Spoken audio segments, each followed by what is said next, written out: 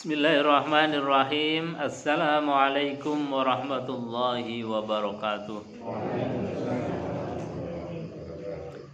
Bismillah, alhamdulillah, nahmaduhu wa nasta'inuhu wa nastaghfiruh wa na'udzu billah min syururi anfusina wa sayyiati a'malina, may yahdihillahu fala mudilla lahu wa may yudlil fala hadiya lahu. Asyhadu an la ilaha illallah wa asyhadu anna Muhammadan 'abduhu wa rasuluh. Allahumma salli wa sallim ala sayyidina Muhammad wa ala alihi wa sahbihi ajma'in. La haula wa la quwwata illa billahil aliyil azim. Amma ba'd. Bapak Ibu hadirin jamaah pengajian Sabtu pagi yang dimuliakan Allah Subhanahu wa taala. Pertama dan yang paling utama tentu kita bersyukur kepada Allah atas segala nikmat zahiran wa batinan, yang tampak maupun yang tersembunyi, yang besar maupun yang kecil, termasuk nikmat kita bisa hadir di majelis ilmu ini. Mudah-mudahan diberkahi oleh Allah Subhanahu wa taala. Amin ya rabbal alamin. Kedua kalinya salawat dan salam kita haturkan kehadiran baginda Nabi besar Muhammad sallallahu alaihi wasallam, yang dengan kita mempelajari perilaku beliau, hukum-hukum yang disampaikan oleh beliau, syariat yang dibawa oleh beliau, mudah-mudahan kita termasuk umatnya yang akan masuk surga bersama beliau Rasulullah. Amin ya rabbal alamin. Bapak Ibu hadirin jamaah yang dimuliakan Allah, kita lanjutkan kajian hadis dari kitab Bulughul Maram, masih pada bab sholat. Karena memang sholat merupakan hal yang paling pokok di dalam kita beragama. Setelah kita bertauhid, setelah kita bersyahadat asyhadu an la ilaha illallah wa asyhadu anna muhammadar rasulullah, kemudian kita melaksanakan sholat. Maka sholat yang diterima adalah sholat yang mencontoh kepada baginda Rasulullah sallallahu alaihi wasallam. Tidak boleh kemudian mengarang-arang sendiri, membuat cara-cara sendiri atau ngira-ngira sendiri. Tapi harus apa yang dilakukan oleh Rasulullah, kita berusaha untuk mencontoh apa yang dilakukan oleh Rasulullah sallallahu alaihi wasallam. Meskipun Rasulullah sallallahu alaihi wasallam kadang melakukan sholatnya ada yang sedikit beda. Maksudnya kadang Rasulullah sallallahu alaihi wasallam seperti takbir mengangkat kedua tangan, kadang di pundak sejajar pundak, kadang sejajar dengan telinga. Tapi ini tidak menjadi hal yang pokok. Jadi perbedaan yang dilakukan oleh Rasulullah itu tidak menjadi hal yang pokok, tidak menjadi hal yang menjadi rukun. Kita sudah sampai kepada hadis yang ke-281. Bismillahirrahmanirrahim. Wa an Abdullah bin Abbas radhiyallahu anhuma qala. Hadis ini diriwayatkan dari Abdullah bin Abbas. Abdullah bin Abbas radhiyallahu anhuma qala Rasulullah sallallahu alaihi wasallam. Bahwasanya Rasulullah sallallahu alaihi wasallam bersabda dalam sebuah hadisnya, umirtu an asjuda ala sab'ati a'zumi. Kata Rasulullah, umirtu, saya diperintahkan, an asjuda, untuk melaksanakan atau melakukan sujud, ala sab'ati a'zumin, atas 7 anggota badan. Nah, ini yang kemudian menjadi dalil dasar ketika kita itu sujud, 7 anggota badan ini harus menempel, harus diletakkan di tanah. Kata Rasulullah sallallahu alaihi wasallam, alal jabhah, wa asyara biyadihi ala anfihi wal yadain warrukbatain wa atrafil qadamain, muttafaqun alaih. Jadi kata Rasulullah, Nabi diperintahkan untuk sujud itu menggunakan 7 anggota badan. Yang pertama adalah alal jabhah. Yang pertama adalah kening Rasulullah Shallallahu Alaihi Wasallam. Jadi kening kita kalau sujud itu harus nempel. Jadi harus nempel. Wa asyara biyadihi ala anfih. Kemudian Nabi Shallallahu Alaihi Wasallam memberikan isyarat untuk menempelkan juga hidungnya. Jadi Nabi ketika mengajarkan bahwa kalau sujud itu alal jabhah dengan kening kita, kemudian beliau menunjuk kepada hidungnya bahwa hidung ini juga harus nempel. Jadi ketika sujud, jabhah kening kita itu nempel, juga hidungnya nempel. Jadi tidak cuma keningnya kemudian hidungnya diangkat tidak, tapi hidungnya ikut nempel. Nah, berkaitan dengan alal jabhah, bahwa kening kita itu nempel, itu dalam keterangan-keterangan bahwa di dalam kita sujud itu tidak ada yang menghalangi antara kening kita dengan tanah atau dengan tempat sujud.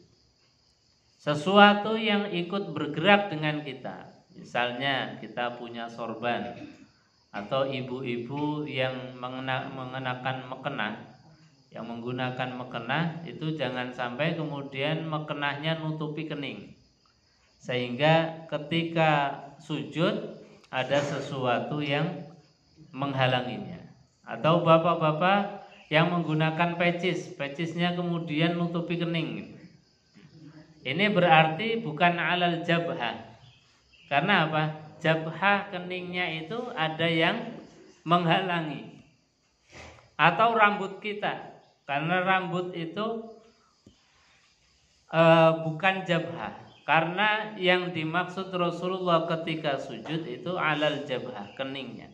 Jadi rambut itu kalau misalnya laki-laki yang panjang itu ya harus dikondisikan, harus pegangin atau ditali.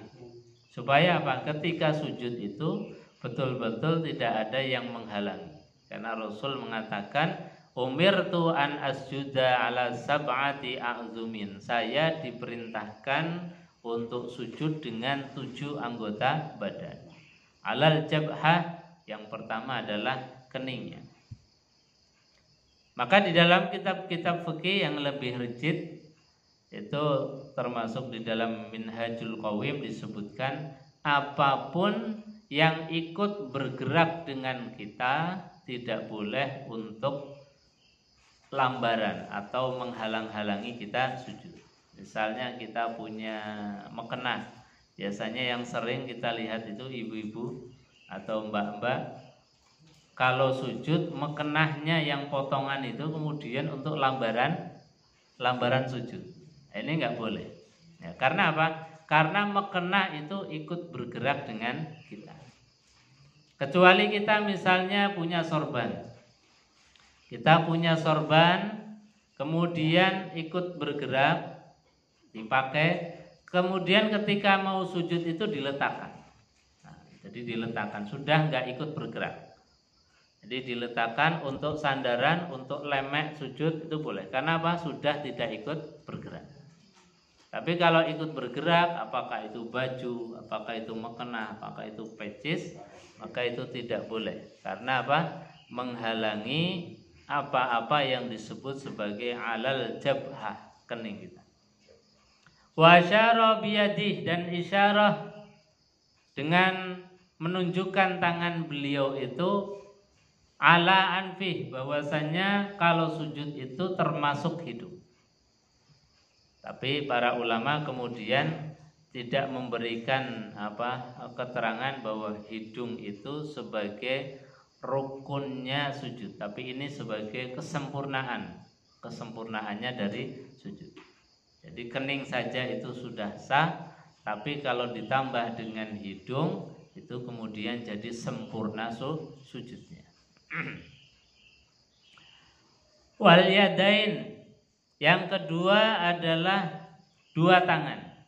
Jadi kedua telapak tangan ini kita letakkan di tempat sujud kita. Dan ini juga tidak boleh ada yang menghalanginya. Jadi apapun, baik itu baju, mukena, atau yang ikut bergerak dengan kita, tidak boleh untuk lemean tempat sujud kita. Jadi betul-betul sujud itu kita letakkan di tempat kita untuk melakukan sujud, ke tanah atau ke lantai. Dan tangan itu kita letakkan, nanti di dalam hadis yang lain, kalau untuk laki-laki itu dibuka. Jadi tangannya itu dibuka, dan untuk perempuan itu diletakkan di dadanya. Jadi tidak seperti laki-laki. Ini tangan. Kemudian jari-jari itu tidak gegem, tidak jinjit, dan tidak membuka secara lebar. Jadi cukup. Kadang-kadang ada yang sujud tapi sujudnya inggring-inggring cuma gini aja. Nah, atau malah gegem. Ini juga enggak boleh. Wa atrafil qadamain warrukbatain. Jadi satu kening, yang kedua tangan dua, itu sudah tiga. Warrukbatain, yang ketiga adalah kedua lututnya. Nah, lutut ini karena memang bagian dari aurat, maka harus tertutup. Tapi kalau yang lain karena ini tidak bagian dari aurat, maka wajib dibuka dan tidak boleh ada yang menghalanginya.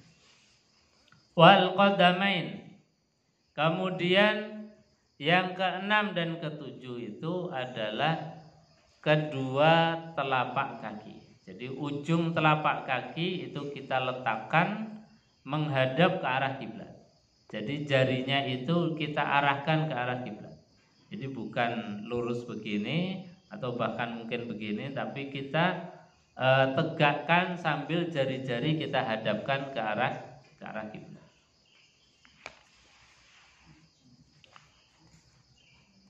Kemudian hadis yang berikutnya, wa an ibni Buhyanah radhiyallahu anna Nabiy sallallahu alaihi wasallam kana idza shalla farraja baina yadayhi hatta yabdua bayadu ibtai. Ini hadis yang menjelaskan bahwasanya dari Ibnu Buhainah, bahwasanya jika Nabi Shallallahu Alaihi Wasallam mengerjakan sholat, maka kata beliau, farraja baina yadai. Nabi Shallallahu Alaihi Wasallam merenggangkan di antara kedua tangannya.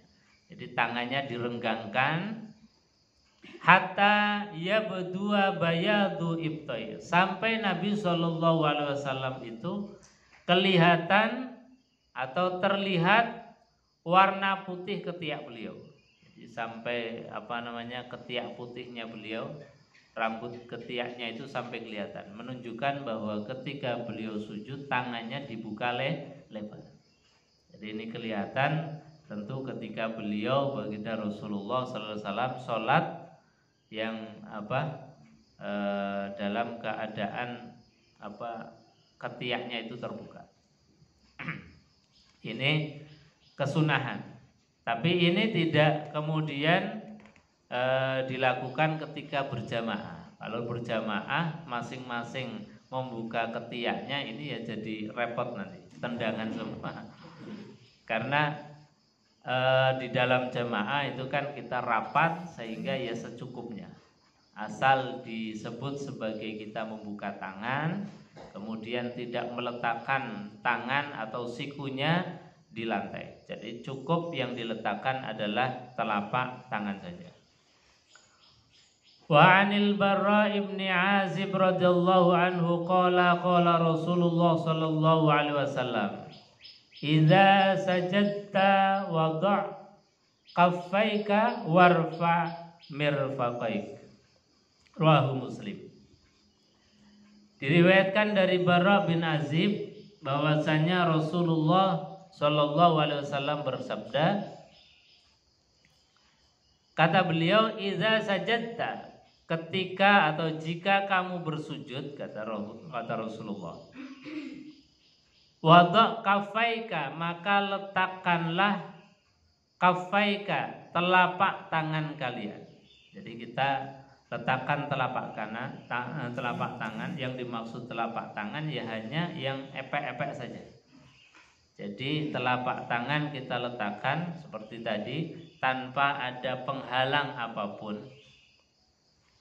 Kemudian Nabi mengatakan warfa mirfaqaik, dan angkatlah siku kalian. Jadi tidak demprok, tidak meletakkan sujudnya itu tangannya itu demprok begini. Tapi sikunya itu diangkat. Nah, ini yang benar. Karena apa? Dalam hadis yang lain Nabi itu melarang kita sujud dengan posisi seperti anjing.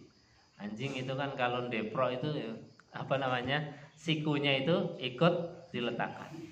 Nah, kita diangkat. Yang diletakkan cukup telapak. Nah, Ustadz, gimana kalau orang itu nggak punya tangan? Ya namanya nggak punya tangan, yang nggak usah diletakkan. Jadi sebisa saja. Misalnya tangannya itu hanya sepergelangan, ya yang diletakkan pergelangan. Kalau nggak ada sama sekali, ya berarti alal jabhah, cukup yang namanya sujud itu dengan jabhah, dengan kening. Jadi Rasulullah SAW memerintahkan warfa mirfaqai, angkatlah siku kalian. Nah, ini menjadi penting. Sebab tadi bahwa kita kadang-kadang masih melihat orang atau anak-anak yang kalau sujud itu demprok. Jadi ya tangannya itu malah kadang-kadang tangannya untuk alas sujud. Jadi ini kadang-kadang anak kalau mau sujud, sujudnya di atas tangan. Ini nggak bisa. Jadi tangannya itu direnggangkan, sujud kening itu kita letakkan di lantai, kemudian siku itu diangkat. Wa an Wa'il ibni Hujrin radhiyallahu anhu anna Nabiy sallallahu alaihi wasallam, bahwasanya Rasulullah sallallahu alaihi wasallam idza raka'a farraja baina asabi'ihi wa idza sajada dhamma asabi'ihi. Ini cara-cara yang lebih detail yang dicontohkan oleh Rasulullah, diriwayatkan dari Wa'il bin Hujr radhiyallahu anhu, bahwasanya Rasulullah sallallahu alaihi wasallam jika sedang ruku, iza raka'a farraja baina asabi'ihi, maka beliau merenggangkan jari jemarinya. Jadi kalau beliau itu ruku kan ditempelkan atau diletakkan di lutut. Di lutut itu jarinya renggang. Jadi tidak rapat, tapi jari beliau itu renggang. Artinya apa? Mencengkram, menggenggam lutut dengan sempurna. Jadi yang dipegang itu lutut, bukan paha atau bukan bawahnya lutut, tapi yang dipegang lutut. Ini sebagai bentuk kuda-kuda yang kokoh. Jadi kalau kita itu posisi rukunya begitu, itu kokoh, kuat. Jadi tidak kemudian loyor mau jatuh, tidak. Ini raka'a farraja baina asabi. Nabi merenggangkan driji beliau, jari-jari beliau. Wa idza sajada, dan ketika sujud Rasulullah sallallahu alaihi wasallam dhamma asabi'ihi.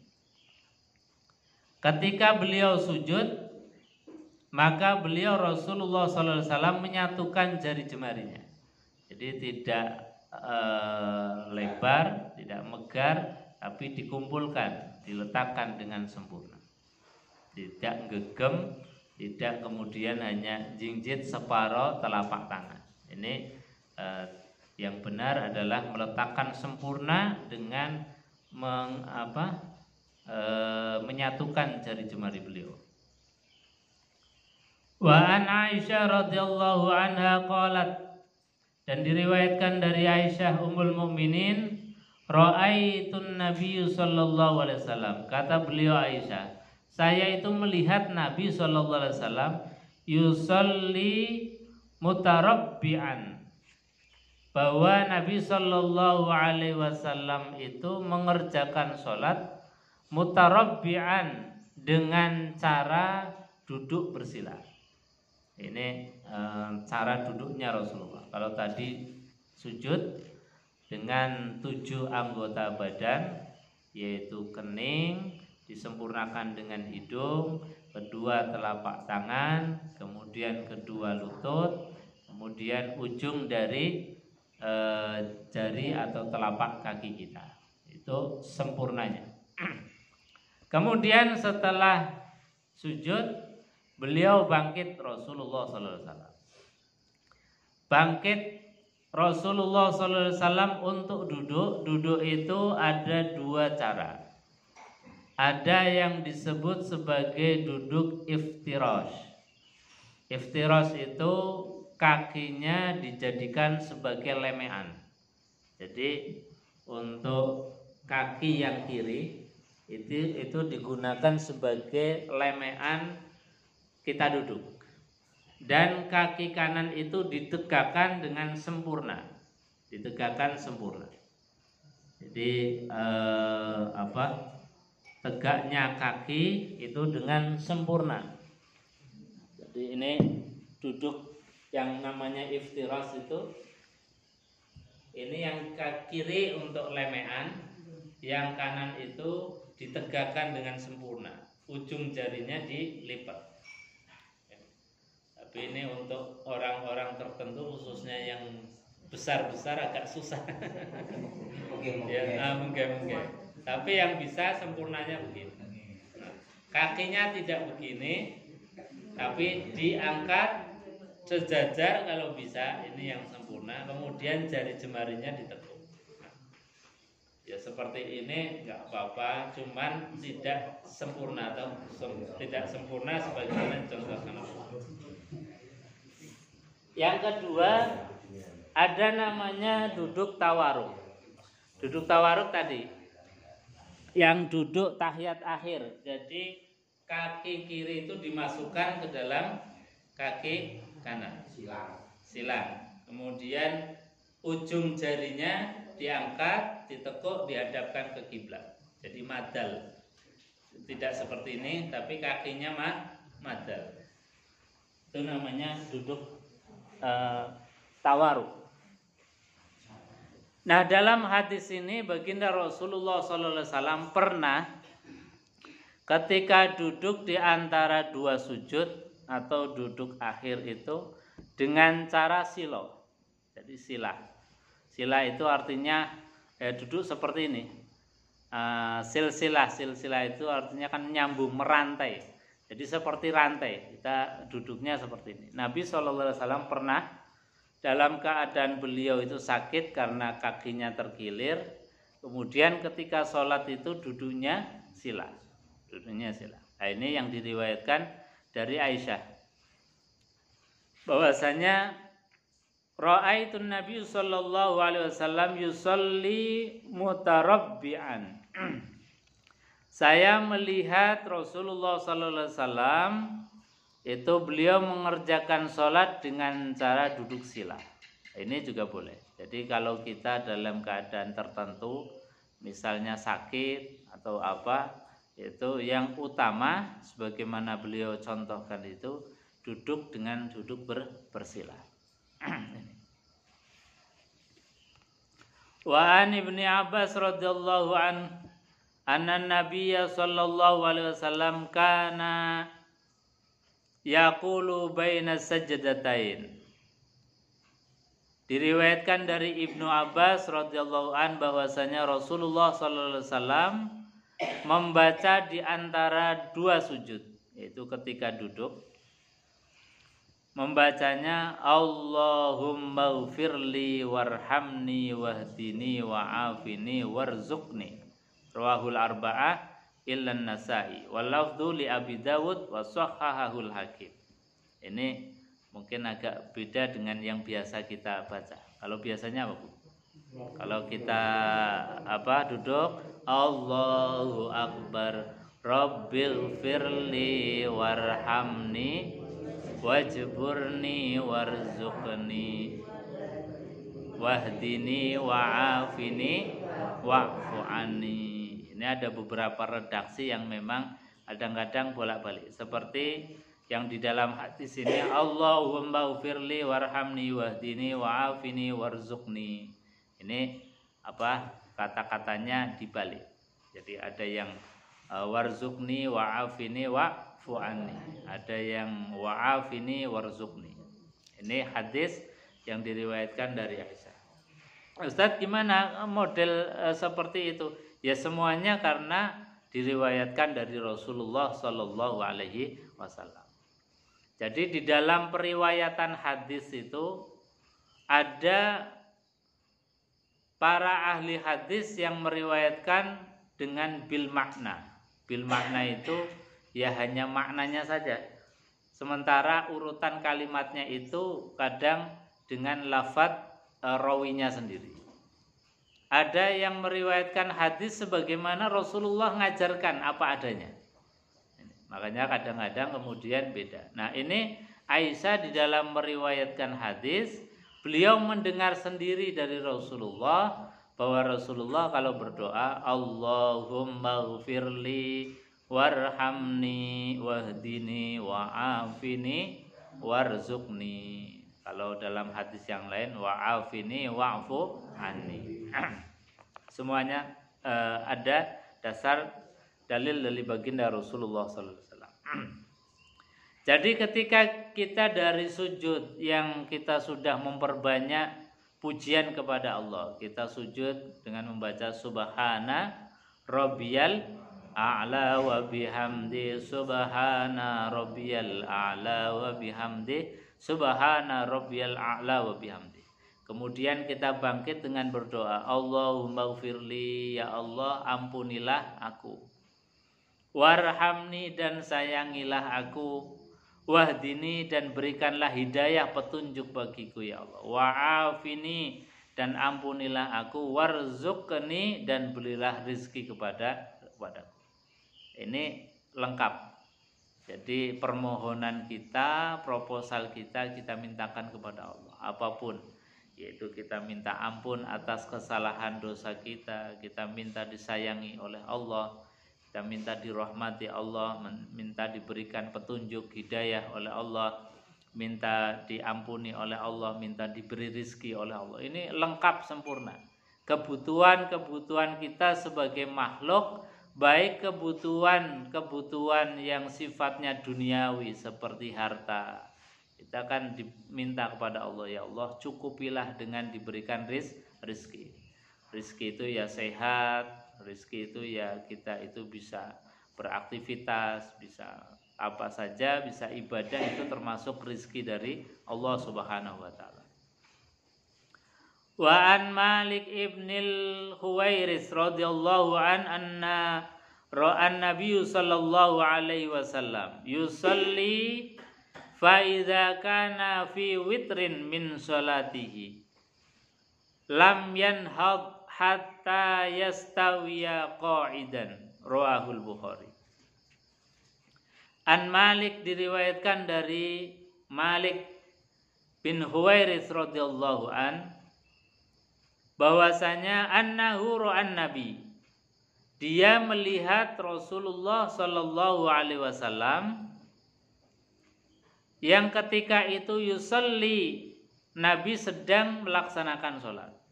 Jadi Nabi sholat, kemudian dilihat oleh Malik bin Huwairis. Bagaimana sholat Rasulullah sallallahu alaihi wasallam? Fa idza kana fi witrin, ketika Nabi berada di dalam posisi rakaat yang ganjil, yang witir, lam yanhad, maka beliau tidak berdiri hingga duduk dengan sempurna. Jadi ketika beliau itu sedang mendirikan sholat, jika beliau berada pada posisi rakaat ganjil, beliau tidak berdiri hingga duduk dengan sempurna. Maknanya apa? ketika Nabi Shallallahu Alaihi Wasallam itu habis sujud, kemudian duduk dan mau bangkit, itu tidak langsung berdiri, tapi duduk dulu, istirahat sebentar sebelum kemudian langsung berdiri. Nah ini. Nah dalam hadis ini ada beberapa keterangan. Keterangan pertama bahwasanya ada Nabi juga kalau sholat langsung berdiri. Jadi habis sujud, duduk, sujud lagi, beliau langsung berdiri. Nah dalam hadis ini Nabi SAW tidak langsung berdiri tapi duduk dulu. Nah kemudian para ulama di dalam mengkompromikan menjelaskan dua hadis ini, dijelaskan bahwasanya Nabi SAW ketika masih dalam keadaan sehat, masih muda begitu, Nabi itu kalau sholat langsung. Ini di antara penjelasan mengkompromikan dua hadis tadi. Jadi di awal-awal Rasulullah SAW menerima sholat itu, kalau sholat habis sujud yang kedua langsung berdiri. Nah di akhir-akhir Rasulullah SAW itu sudah mulai usia, kemudian banyak kegiatan, kan Nabi juga melakukan perang itu luar biasa, sering sekali. Di saat beliau sudah sepuh, di umur-umur 60 itu, 50 sampai 60, beliau Rasulullah SAW sering melakukan peperangan, melawan musuh. Nah di saat itu Nabi itu ketika sholat, setelah sujud yang kedua, sebelum bangkit istirahat dulu. Nah, ini kemudian menjadi khiyar atau pilihan kita. Kira-kira kita itu kalau sholat, kalau mau bangkit ya itu juga benar, kalau mau duduk dulu itu juga benar. Tapi tadi pemahamannya kata para ulama, Nabi di awal-awal itu kalau sholat itu langsung bangkit.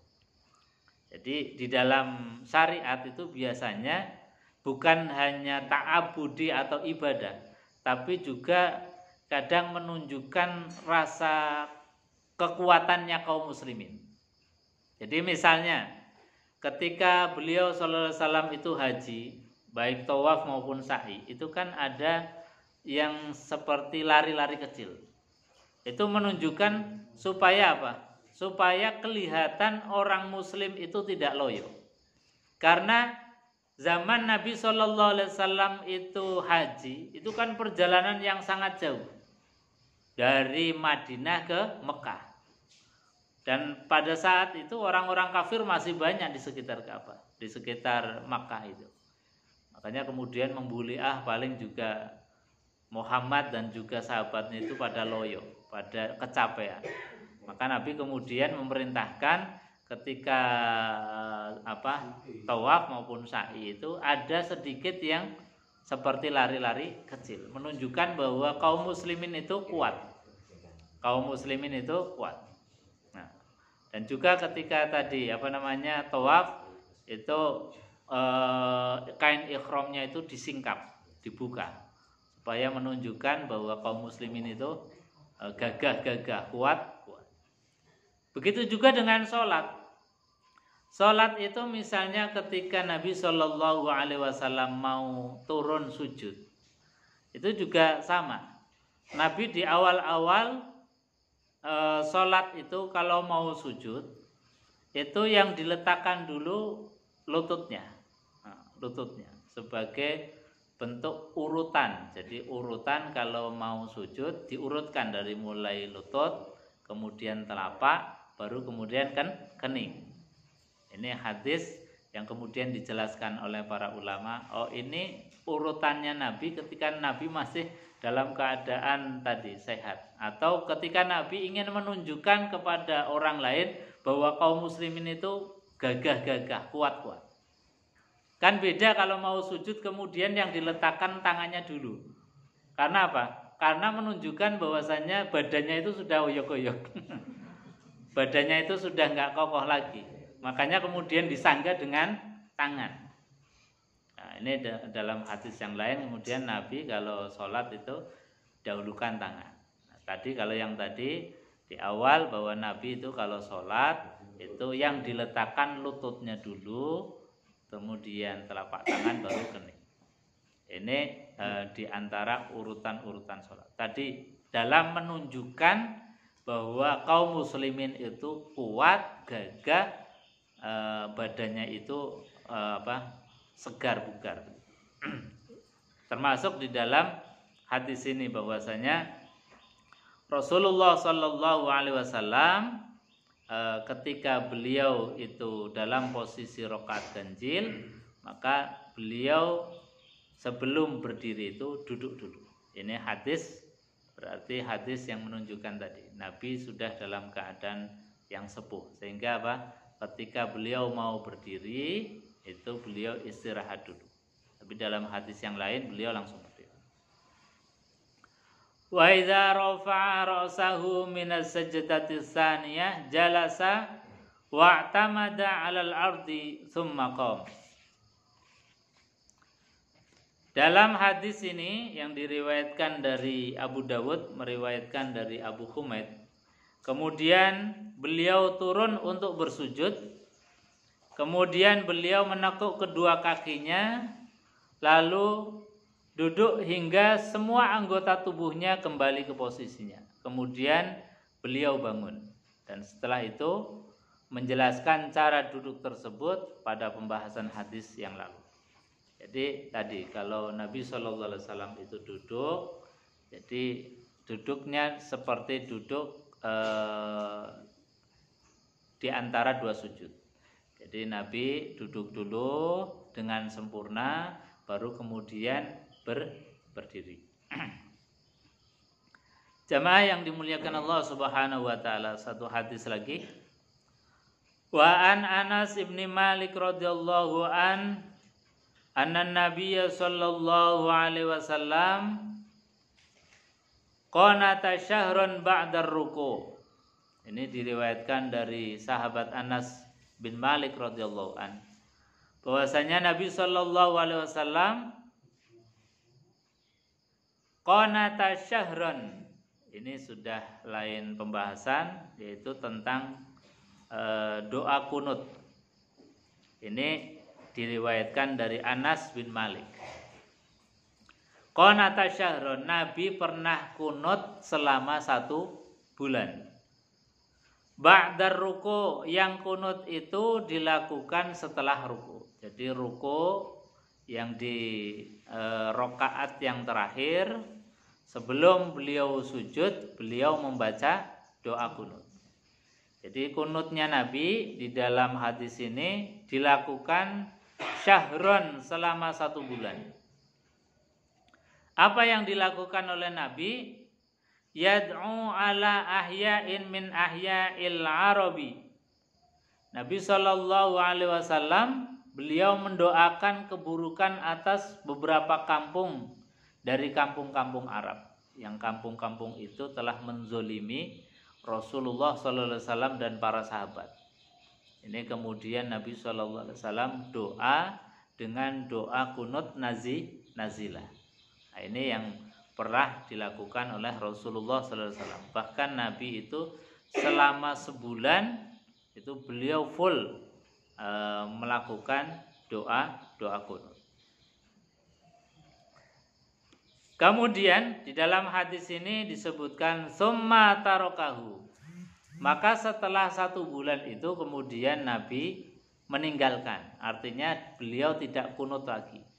Jadi kunutnya itu kunut dalam keadaan tadi, ketika Nabi dan kaum muslimin itu dalam keadaan terzolimi, beliau itu kemudian berdoa supaya orang yang menzoliminya itu, orang kampung sekampung yang beliau dizolimi itu, didoakan supaya dibinasakan oleh Allah Subhanahu wa taala.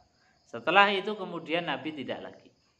Nah, dari sini kemudian para ulama mengambil istimbat hukum atau mengeluarkan hukum ini berbeda-beda. Ada Imam Syafi'i yang kemudian menganggap bahwa kunut itu ya selamanya jadi sunnah. Artinya seperti hal-hal yang lain. Misalnya Nabi Shallallahu Alaihi Wasallam di dalam puasa Senin Kemis itu kan Nabi ya kadang-kadang puasa, kadang-kadang enggak. tapi itu menjadi sunnah selamanya, menjadi sunnah selamanya. Nabi Shallallahu Alaihi Wasallam misalnya hanya bercita-cita, namanya sunnah hamiyah, sunnah yang hanya menjadi cita-cita, belum kelakon. Nabi Shallallahu Alaihi Wasallam belum pernah melakukan, tapi itu tetap menjadi sunnah selamanya. Nah, termasuk kunut ini, meskipun Nabi Shallallahu Alaihi Wasallam hanya melakukan 1 bulan, tapi ketika kita melakukannya pun dianggap atau disebut sebagai sunnah dalam pandangan Imam Syafi'i. Jadi ketika kita kunut subuh misalnya, berarti kita mengamalkan Nabi dalam tadi kunut yang nazilah. Meskipun Nabi kemudian dalam hadis ini summa tarokahu, setelah 1 bulan Nabi meninggalkannya. Makanya seperti kemarin ada pandemi, juga ada himbauan untuk kita kunut. Karena apa? Karena ada musibah yang besar. Musibah besar yang menimpa kaum muslimin, menimpa bangsa, maka di antara kesunahannya tadi menambah di dalam sholatnya itu membaca doa kunut. Bapak Ibu hadirin jamaah yang dimuliakan Allah Subhanahu wa taala, saya kira itu untuk kajian pembahasan pada pagi hari ini. Sebelum ditutup mungkin ada yang mau ditanyakan, monggo silakan. Monggo. Assalamualaikum warahmatullahi wabarakatuh.